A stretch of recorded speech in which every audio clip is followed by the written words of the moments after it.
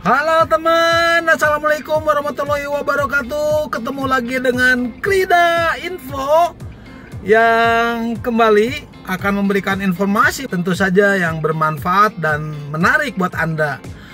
Oke teman, kali ini saya akan membahas kembali mengenai Chinese Indonesia teman. Yang tentu saja kali ini tidak ada hubungannya dengan Malaysia, tetapi saya akan membahas mengenai Chinese Indonesia, bagaimana rasa nasionalisme mereka, kemudian juga bagaimana asimilasi yang terjadi di Indonesia. Mereka lebih melebur, lebih meng-Indonesia gitu. Tidak ada katakanlah nama-nama yang berbau etnis Tionghoa, kemudian juga tempat usaha mereka yang asalnya berbau Tionghoa, ada sejarahnya sehingga mereka mengganti dengan lebih meng-Indonesia teman. Oke, saya akan mengajak Anda untuk membahas mengenai hal ini. Tentu saja ini tujuannya untuk lebih mempersatukan kita yang memang berbagai suku, berbagai etnis, ya. Ini harus menjadi suatu kesatuan bangsa Indonesia. Oke teman, memang sudah terjadi, tetapi ada sesuatu hal yang mungkin saya akan ceritakan bagaimana riwayatnya, sejarahnya, lalu bagaimana kedepannya agar persatuan Indonesia betul-betul memang kita bisa jaga, mencatat sejarah bahwa kita terlibat di dalamnya untuk membangun bangsa ini, bahwa bangsa ini akan menjadi bangsa besar, suatu saat akan menjadi bangsa yang sangat makmur, sangat diperhitungkan oleh bangsa lain, termasuk katakanlah dihargai oleh mereka yang menganggap Indonesia selama ini katakanlah bodoh, katakanlah tidak berkembang, katakanlah tidak maju, miskin dan sebagainya, sehingga kita akan bangun bangsa ini, baik itu persatuannya maupun ekonominya, sehingga Indonesia menjadi sesuatu yang diperhitungkan di dunia. Oke teman, saya sambil membahas itu, saya akan ajak Anda jalan-jalan di kota Bandung. Ada gambaran lah Bandung, kalau misalnya Anda belum pernah ke Bandung, seperti apa sih Bandung, kemudian juga seperti apa sih pembangunannya, kehidupannya dan sebagainya. Mungkin sambil jalan-jalan kita akan membahas mengenai etnis Tionghoa di Indonesia tadi. Oke teman, jangan kemana-mana, tetap di channel Krida Info. Check it out. Krida Info, kepoin yuk. Baik teman, saya pernah membahas mengenai Chinese Indonesia ini. Kalian bisa dicek ini di atas bahwa Chinese Indonesia dalam beberapa hal membanggakan kita sebagai bangsa Indonesia. Saya bukan Chinese, tetapi saya lebih memperhatikan mengenai kebangsaan dan tentu saja persatuan. Oke teman, jadi sebelumnya saya akan tampilkan salah satu YouTuber keturunan Chinese atau Tionghoa, orang Surabaya, yang dikatakan katanya kosipit tapi medok, kosipit tapi ngomongnya Jawa. Oke, untuk itu kita lihat ya mengenai YouTuber yang sangat Indonesia, sangat Surabaya, sangat medok. Oke, kita lihat tayangan berikut ini. Check it out. Yo, what is going on in hell? Oke guys, jadi pada ini akan membahas tentang suatu hal yang banyak banget kalian komen di videoku. Mungkin ini orang-orang yang baru kenal aku atau mungkin baru subscribe ke aku ya, mungkin jadi mereka baru tahu gitu guys ya. Oke, jadi di video aku bakal membahas tentang Cina kok medok kan kawan ya. Ya kalian bisa lihat mukaku sangat amat Cina atau keturunan Cina atau keturunan Tionghoa gitu ya guys ya. Kalian pasti pertama kali lihat aku ya udah tahu kalau ini pasti orang keturunan Cina gitu guys ya. Tapi kenapa kok mungkin kalian banyak yang bingung waktu kalian nonton videoku, ternyata cara ngomongku tuh medok banget ya guys ya, dan bahasa Jawaku tuh sangat kental gitu ya. Nah, jadi di sini aku akan menjelaskan untuk yang terakhir kalinya biar kalian nggak bingung-bingung lagi, nggak tanya-tanya lagi dan nggak salah nangkep gitu ya guys ya. Oke, langsung saja kita masuk dalam penjelasannya. Oke guys, jadi sebelumnya aku mau ngasih tahu kalau video ini bakal pakai bahasa Jawa kan kawan ya. Jadi kalau kalian nggak ngerti, ya udah. Jadi aku kasih tahu, jadi aku bakal ngomong bahasa Jawa full di dalam video ini, oke? Yowes, langsung aja, let's go. Jadi guys, aku ngomong bolak-balik neng videoku wis ket biyen aku ngomong bolak-balik. Misalnya aku iki tinggalin neng Jawa Timur, tinggalin neng Surabaya. Tadi aku kayak cilik wis neng kene. Jadi ya otomatis logatku itu ya jadi medok, terus ngomongku itu jadi lancar bahasa Jawa. Soalnya aku kayak cilik, aku kayak lahir aku wis neng Surabaya, neng Jawa Timur. Sing kabeh wong-wong neng sekitarku ngomongin bahasa Jawa kabeh. Jadi aku ati apa-apa ya wis ngrungokne bahasa Jawa, akhirnya aku ya lancar bahasa basa Jawa ngono lho. Aku ngomong bolak-balik iki ket. Iya, niku aku cerita pokoke aku iki tinggal di Surabaya dadi aku ngomongnya jadi lancar basa Jawa. Oke. Nah, dadi basa Jawa ambek logat-logat Medok iku wis nempel nang lidahku ya. Nempel gak? Nempel lho. Wis nempel nang ilatku iki. Dadi ya angel lek mau ngilangno Medoke atau mau ngilangno Jawa niku angel wis. Dadi aku ket biyen niku ya wis ngene. Angel guys dadi. Nah, tapi jek akeh ae sing takok-takok nang videoku. Kok iso Medok? Kok Cina kok Medok? Kok ngene kok ngono kok ngene. Aku iku sampe bingung saja nih, aku tak jawab apa ngono lho. Kan aku iki ngomong bolak-balik ngomong tak jelasno. Aku tinggalin nang Surabaya, aku tinggalin Jawa Timur. Jadi secara langsung ya otomatis iku ya wis basa Jawa iku pasti nempel nang ilatku ngono lho. Lek kan bayangno kan urip kecilik nang ndi ya pasti suwe-suwe uripmu. Jadi suwe-suwe ya kok dadi kayak ngono lho maksudku. Cina kok Medok? Gua kira orang Cina, gua kira orang luar negeri, ternyata orang Jawa. Bro, aku iki keturunan Cina, keturunan Tionghoa. Kudu wong Cina daratan asli sing budal teko negeri Sumbokong kono gak. Aku iki wis ket cilik, ket laku lahir iku wis ning kene nang Indonesia. Sak bapak mbokku iku ya wis ning kene nang Indonesia. Sing teko Cina iku ya embo buyut-buyutku sing ndukur-ndukur nang ndi aku bahkan gak kenal iku sapa. Iku sing teko Cina kono, Cina daratan kono. Lah aku iki wis ket lahir iku ya wis ning kene nang Jawa Timur nang Surabaya. KTP ku ya Indonesia, ya akte kelahiranku ya Indonesia. Pokoknya aku iki full warga negara Indonesia. Mek ono darah keturunan Cina. Wes iku tok. Jadi ya kudu berarti aku iku harus ngomong basa Cina atau ngomong basa luar negeri. Soalnya rai wong luar ya gak ngono pisan to. Jadi ya misalnya aku wis ket lahir kecil aku ning kene ya wis secara otomatis aku pasti luwih lancar ngomong basa Jawa timbangane basa Cina. Soalnya ya apa Mas yo casinganku iki Cina. Tetep ae aku ket lahir iku yo ngomongnya bahasa Jawa. Jadi ya wis ngene iki ate apa jadi pasti aku lebih lancar ngomong bahasa Jawa dibanding ngomong bahasa Cina. Bahasa Cina iku angel Pak tenan tak kandhani ngomong angel. Aku Cina bahasa Cina iku ket aku TK sampai saiki lho aku gak lancar-lancar sumpah angel Pak. Aku karen Cina bahasa Jawa sumpah. Mosok kon kudu iso ngomong. 你好，现在我要介绍我一下，我的名字叫 Stanley， 姓郝，叫 Stanley 郝。现在我18岁，我的家有5口人，有爸爸妈妈、弟弟和妹妹和我，我爱我的家人。 Ngerti gak? Ora to, ngeluh to. Podo mangane iku. Ngeluh to. Jadi sehari-hari ket biyen kecilik iku aku ngomong ya basa Jawa. Kanca-kancaku nang sekolah ngomong basa Jawa. Aku ketemu Pak Becak, Pak Supir, Pak Satpam kabeh ngomong basa Jawa. Lah ya pasti apa-apa aku yo luwih enak, luwih ngomongnya luwih lancar dalam bahasa Jawa ngono lho. Saiki deloken kaya Londo Kampung, Korea Romit. Iku malah wis murni iku wong luar ngono lho. Bener-bener pendatang. Mereka bener-bener wong luar. Londo Kampung iku bener-bener wong Australia sing mbok bapake teko mrene. Terus Korea Romit iku wong Korea sing bener-bener mbok bapake teko mrene. Dan opo kok mereka ya iso medhok kok iso logate Jawa nek kontel padha kaya aku. Ya soalnya mereka ku kecilik ya ning kene ngono lho. Jadi ate apa maneh gak iso ngono lho. Jadi lek kecilik ketemu wong Jawa terus ya dadi wong Jawa pisan. Ora iso, iku wis pasti nempel secara otomatis iku.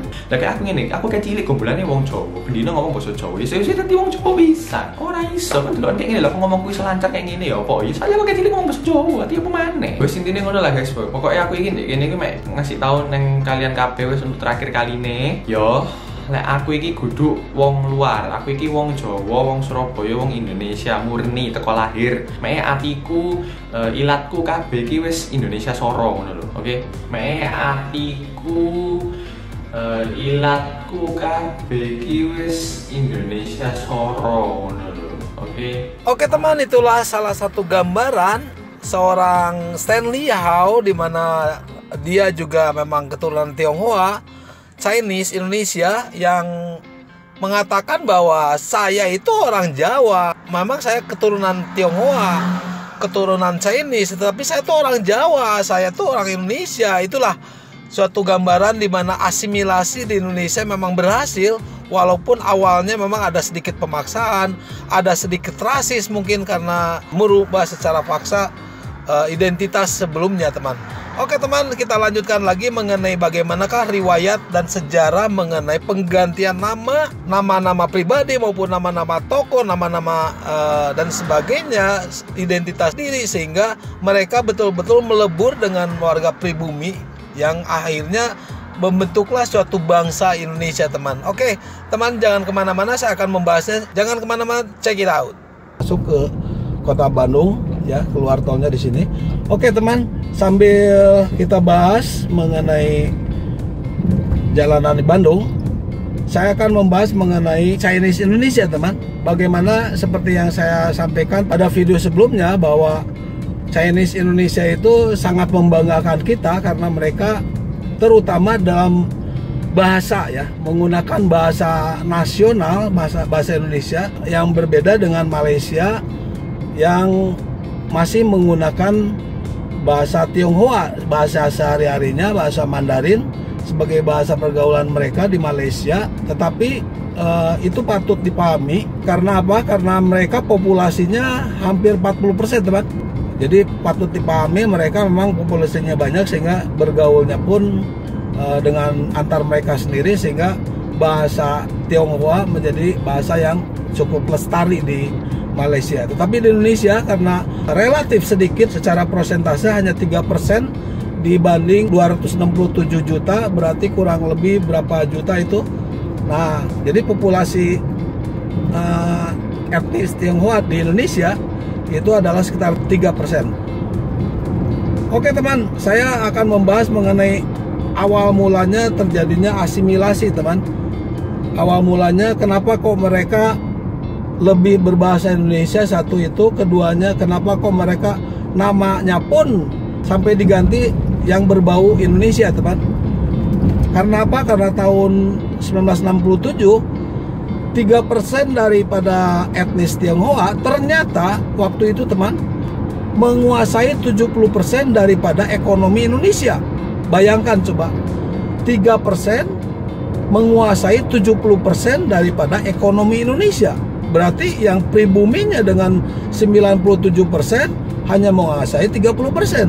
Berbalik sekali, teman. Nah, ini mengkhawatirkan Pak Harto ya, Presiden Soeharto waktu itu. Sejak G30 SPKI peristiwa itu, secara diplomatik maupun secara politik kita memutuskan hubungan dengan China ya, dengan Cina ya, hubungannya dengan Partai Komunis Cina PKC waktu itu, sehingga dikhawatirkan ada rasa kebangsaan yang kurang gitu di antara mereka itu. Selain itu, Pak Harto mengingat karena ekonomi yang dikuasai oleh para Tionghoa itu mengkhawatirkan adanya gejolak sosial ya, karena mereka ya menguasai ekonomi, sehingga diputuskanlah dengan surat keputusan presiden bahwa para Chinese itu harus mengganti namanya, nama pribadinya maupun toko-tokonya dan sebagainya itu harus diganti dengan lebih meng-Indonesia. Oke teman, saya masuk ke pintu tol ini. Pintu tol ini menggunakan ini ya.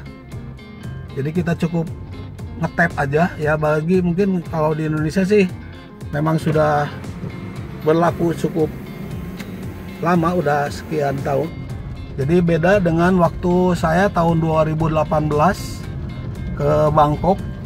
Waktu itu awal 2018 di Bangkok saja masih menggunakan uang cash ya. Jadi artinya Indonesia sudah sedikit lebih maju dalam hal itu. Oke teman, balik lagi bahwa para Chinese Indonesia akhirnya mengganti namanya ya, untuk menandakan rasa nasionalismenya, takut dianggap mata-mata PKC gitu, kurang lebih seperti itu. PKC itu adalah Partai Komunis Cina ya, yang peristiwa G30 SPKI itu memang sangat anti Cina gitu, sehingga dikhawatirkan terjadinya gejolak sosial ya. Akhirnya para Tionghoa Indonesia merasa ketakutan ya, untuk meleburkannya, maka diberlakukanlah asimilasi, teman. Misalnya katakanlah asal marga Lim misalnya, dirubahlah namanya jadi Halim. Pokoknya yang berbau Indonesia aja.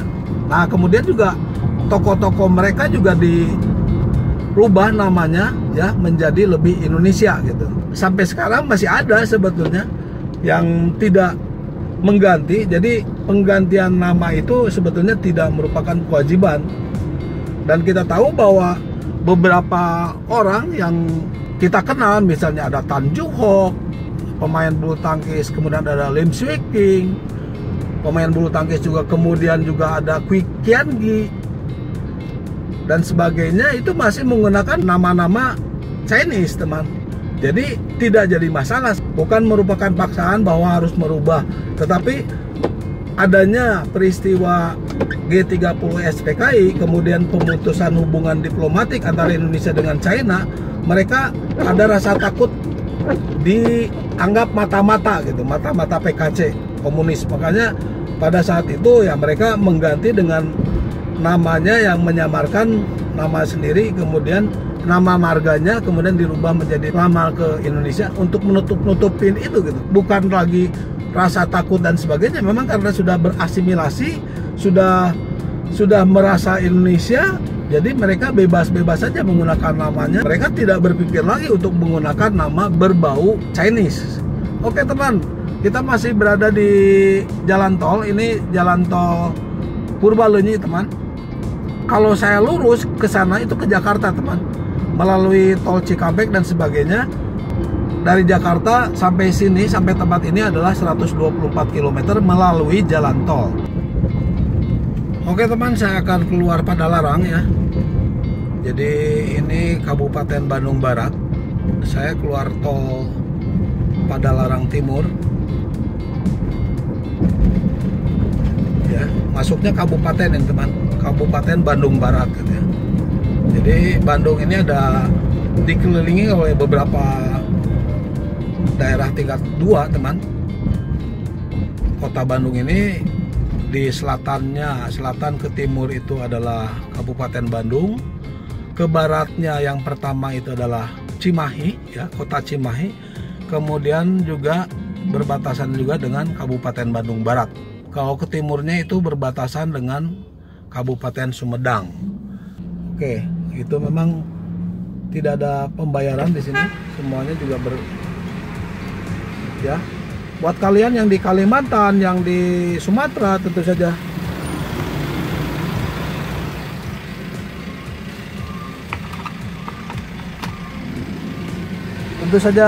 segera, atau mungkin sudah ada yang beroperasi mengenai jalan tol ini ya, mungkin sudah Anda nikmati. Di zaman Pak Jokowi ini sudah banyak jalan tol yang dibangun, terutama ada sekarang lagi dibangun itu Trans Sumatera yang memang beberapa ruas sudah beroperasi, baik itu di Lampung, kemudian Sumatera Selatan, di Riau, Sumatera Utara maupun di Aceh ya, sudah beroperasi beberapa ruas jalan ya, yang jelas nanti akan terhubung dengan jalan tol semuanya.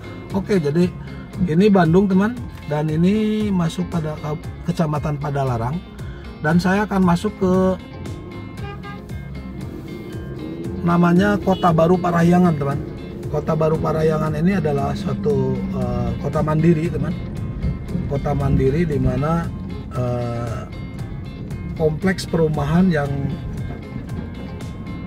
yang lengkap teman. Jadi seperti kota gitu, ada rumah sakit, ada sekolah, ada universitas dan sebagainya ya. Ini dia. Kemudian ada pasar, tapi pasar modern. Ini dia, sudah mulai masuk ke ini, dan kita akan melihat seperti apa. Di sini ada landmarknya berupa sundial teman. Ini dia sundial, jadi disebutnya jam matahari. Ini dia, ada yang orange itu. Nah, ini dia, ini disebutnya sundial teman. Jadi jam matahari, kita bisa melihat jam dari bayangan sinar matahari yang ada di lantai. Oke teman, kita sudah masuk ke kompleks ini dia teman, namanya Kota Baru Parahyangan di Bandung. Ini dia yang sudah tertata secara modern teman, karena kompleks ini luasnya kurang lebih 600 hektar teman, 600 hektar, dan memang kita bisa melihat di sini bank-bank, kantor bank ya, sudah ada banyak berdiri di sini. Kemudian juga restoran. Nah, ini seperti ini, ada Bank BNI. Nah, ini dia. Ini ada ambulans juga untuk masuk rumah sakit, karena di sini sudah ada rumah sakit besar. Ini ada CIMB Niaga, OCBC NISP, kemudian Bank BCA dan sebagainya. Oke, kemudian sudah ada pom bensin, sebelah kiri pom bensin. Ini sudah masuk ke kompleks teman. Tapi ini ada KFC ya, KFC. Kemudian ada apalagi House of Romance katanya. Oke teman, kita akan bahas mengenai asimilasi Cina ini. Baik teman, saya akan membahas mengenai apa yang disampaikan oleh Tirto.id, bahwa apakah hilangnya identitas orang Tionghoa akibat asimilasi paksa. Nah, ini dia akan kita bahas teman. Oke teman, Budi Dipojuwono, Joko Haryono, Usman Atmajaya, lalu PK Oyong, kemudian Putra Sampurna, Sudono Salim, Prayogo Pangestu, Panji Wicaksana. Sepintas nama tersebut terdengar seperti nama asli Indonesia teman. Wabil khusus Budi yang selalu jadi nama wajib dalam buku pelajaran bahasa Indonesia di sekolah dasar. Namun jika ditelusuri lebih lanjut, 8 nama di atas adalah peranakan Tionghoa. Budi Dipojuwono bernama asli Li Poju, sosok yang menjadi anggota DPR tahun 1956 sampai 1959 teman. Asalnya bernama Jo dan bermarga Li. Panggilan itu kemudian mengalami asimilasi menjadi Yuwono, diimbuhi nama depan Budi. Demikian pula Joko Harsono, namanya merupakan hasil modifikasi dari Jo Poki. Nama Joko yang sekarang banyak dilafalkan dengan Joko adalah gabungan Jau dan Ki. Dia merupakan penyelundup senjata pada tahun 1946 dan penerima bintang penghargaan teman dari Presiden Indonesia pertama, yaitu Presiden Soekarno. Sementara Usman Atmajaya teman, pendiri Bank Danamon, memiliki asli Jau Lu. Nama Usman dalam hal ini mengacu kepada Usman Janatin, bahkan turut disematkan menjadi nama kapal perang Indonesia KRI, Usman Harun. Adapun nama Harun dari Harun Thohir, sedangkan Jaja biasanya dipakai sebagai nama orang Sunda dan kadang diartikan menjadi pahlawan. Oleh Usman, nama Jaja digunakan untuk mengakali warga Jau yang dimilikinya. Panji Wicaksana yang pernah menjabat wakil ketua Yayasan Trisakti juga merupakan nama modifikasi dari Pan Wansin. Sedangkan nama dasar Prayogo Pangestu adalah Pang Jon Pen, penguasa lahan di Sumatera dan Sulawesi. Putra Sampurna atau Lim Tianpo, kemudian Sudono Salim Lim Silyong, dan PK Oyong Aoyong Pengkun juga pengusaha terkemuka dan sukses di Indonesia. Nama Halim dan Salim yang cukup terkenal di Indonesia memang banyak dipakai peranakan Tionghoa Indonesia untuk bisa mengabadikan garis keturunan marga mereka.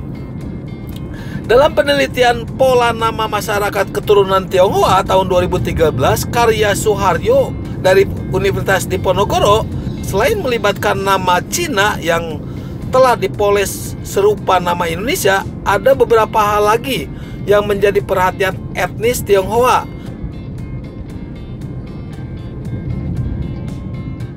Dalam menamai diri mereka, misalnya nama bulan atau hari besar agama tertentu. Ada juga nama yang identik dengan raja kerajaan Indonesia masa lalu, teman. Dimana misalnya nama Yulia, misalnya yang berasal dari Juli, atau Natalia yang berhulu dari Natal. Demikian pula yang menggunakan nama Wijaya, salah satu raja di kerajaan Majapahit. Ada juga yang hanya memakai nama barat tanpa embel-embel, hanya agar tidak disangka Cina. Saya juga yang keturunan Tionghoa merupakan pernah memiliki teman bernama Jennifer, dan hanya satu kata itu saja ketika di sekolah dasar. Namun lantaran perawakannya juga Tionghoa seperti saya dan teman-teman yang lain, kami memanggilnya jadi Jennifer Mei Mei. Oke, katanya ini bukan sukarela ya. Kita bahas juga mengenai bukan sukarela ini. Mengganti nama Tionghoa menjadi Indonesia sebenarnya bukanlah sesuatu yang sengaja, teman.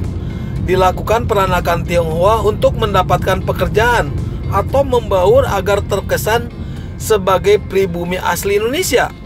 Bukan pula demi menjaga pasukan mata-mata negara asal Cina, teman. Dalam penelitiannya, Suharyo juga menyimpulkan beberapa penyebab orang Cina meninggalkan nama aslinya. Antara lain karena khawatir dengan isu SYARA yang kebiasaan masa Orde Baru. Bahkan hingga sekarang pun tetap sedikit sekali nama-nama asli Cina yang tertera di kartu tanda penduduk atau KTP.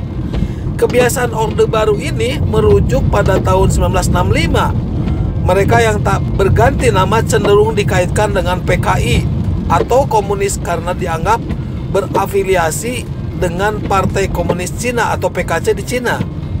Bahkan hubungan diplomasi Indonesia dengan Cina diputus setelah peristiwa G30 SPKI yang terkait dengan eksistensi PKI di Indonesia. Peranakan Tionghoa kemudian harus mengganti nama Cinanya atas dasar pembuktian nasionalismenya, teman.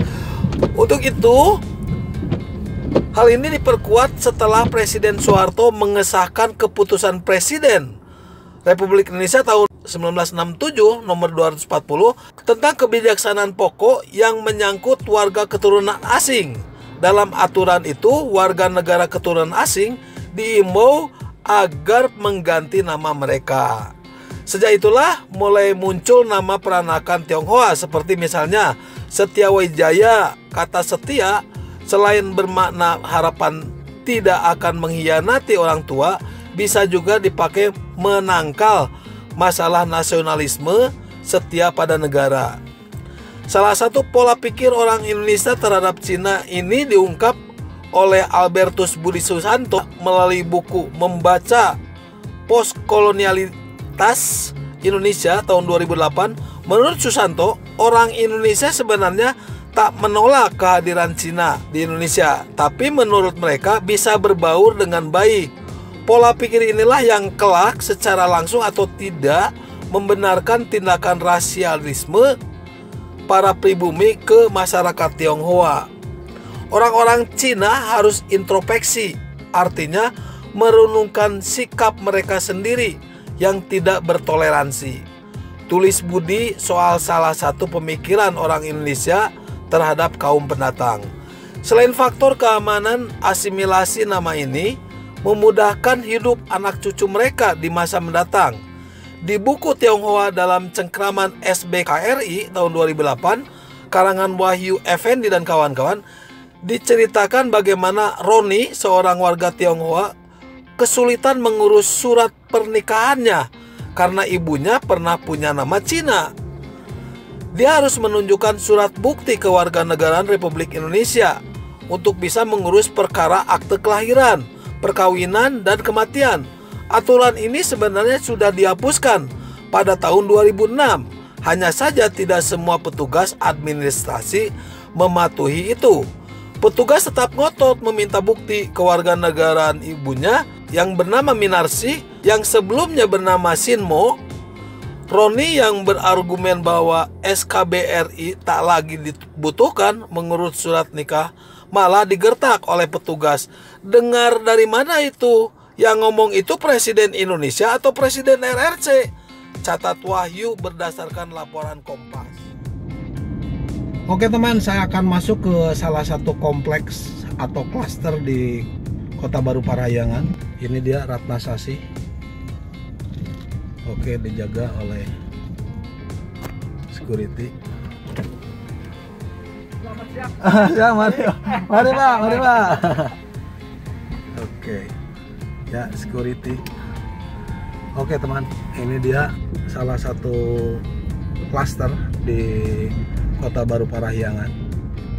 Bisa kalian lihat di sini, ya. Rumahnya besar-besar teman. Di sini paling kecil tanahnya 300 meter teman. 300 meter sampai di atas 1000 meter persegi, dan rumahnya dari mulai 248 meter persegi sampai di atas 500 meter persegi. Oke, seperti ini.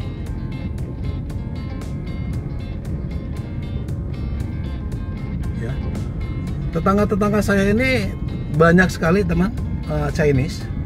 Ya, mungkin sekitar 60% adalah Chinese. Tetapi kita bergaul sama saja, ya, tidak ada Chinese, tidak ada pribumi dari manapun, ya. Bahkan di sini ada orang Turki, sangat berbaur di sini, ya, di kompleks ini.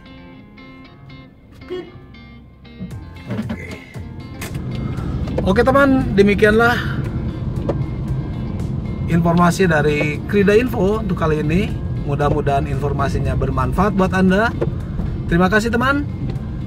Dari Kota Baru Parahyangan saya pamit. Wabillahi taufiq wal hidayah. Wassalamualaikum warahmatullahi wabarakatuh. Dadah. Selamat sore. Salam buat semuanya. Bye. Terima kasih sudah menonton.